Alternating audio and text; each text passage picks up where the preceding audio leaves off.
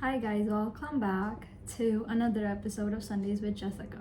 So, if somebody were to call me fat, I would dismiss it without a second thought because it does not align with my reality. But if somebody were to pass a comment on how thin I am, it would definitely strike a chord because I know that is true. Thus, the only insults that hurt us are the ones that we believe in.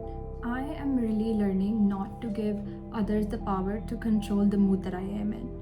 For example, if somebody were to tell you when to eat, when to take a bath, or when to sleep, that would upset you so much because they would be the ones who are controlling you. But if somebody does the same thing using their words, if they control the state that you're in using their words, that's the same thing, but we just do not realize it. And the important thing is, not everything deserves a reaction. Their words, their comments, they require your participation in order to be bad. If you simply do not give people the reaction that they're looking for, no harm is done. Our reaction is actually what decides whether or not the harm has been done. So imagine that you buy a new dress, okay? The next day you go to a cafe and the waiter spills something on your dress. Your first reaction is to lash out at him. Without a second thought, you start shouting at him. But would shouting fix your dress? It would not. And the waiter obviously didn't do it on purpose, unless of course he's your ex. Anger is never necessary. It's just a tool that you choose to use. And even when you think that your anger is justified and there was no other way out of it, there always is. And there's this quote: between stimuli and response, there is space. And in this space lies your freedom to choose, to pause, to reflect. So let's go back to the example of the waiter spilling something on your dress. And you might think that your reaction of shouting at him is justified, but it is not. Between the stimuli, which is the waiter spilling something on your dress, and between the reaction of you shouting, there is space. And in that space, you could have chose not to shout at him. He obviously felt bad about doing it already. And if you were to react to that situation calmly, maybe he would apologize, help you clean the stain. This is what I mean by space. You should always try not to give your reaction when you're motivated by feelings such as anger, hatred, jealousy, things like that. Because you mostly end up doing the things that you regret later on.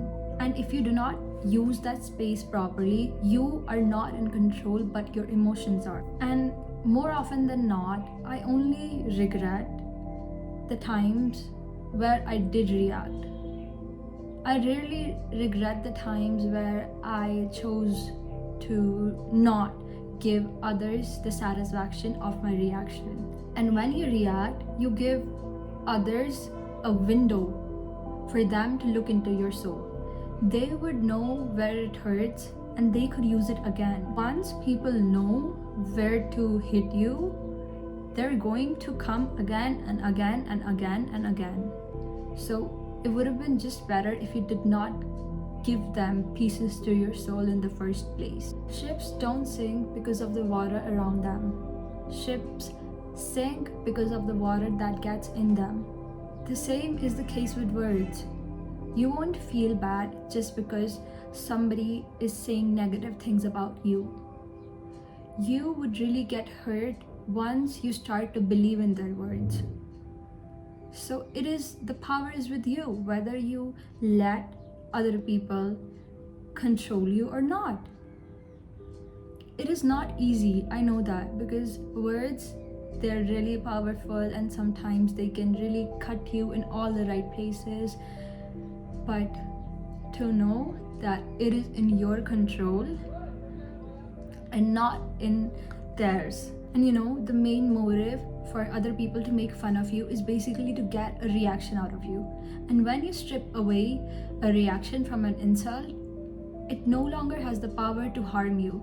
Once you stop giving your reaction to anything, life would be so easy. How long can people go on without getting a reaction? Certainly not that long, because they would think that you actually don't care. People can say so many things about you, they can gossip about you, they can comment bad things about you, but in the end, what really matters is how you react to it. So Abraham Lincoln, he got fuming mad with his subordinates or even a friend. So instead of taking out the anger on them, what he would do is write them a letter, a long letter filled with why they were wrong and why they should apologize. But he never sent it. He would take out his anger, but he actually never let them know. And think about it, when was the last time that you shouted or confronted somebody with something and it actually made you feel good? It doesn't fix the situation. What's done is done.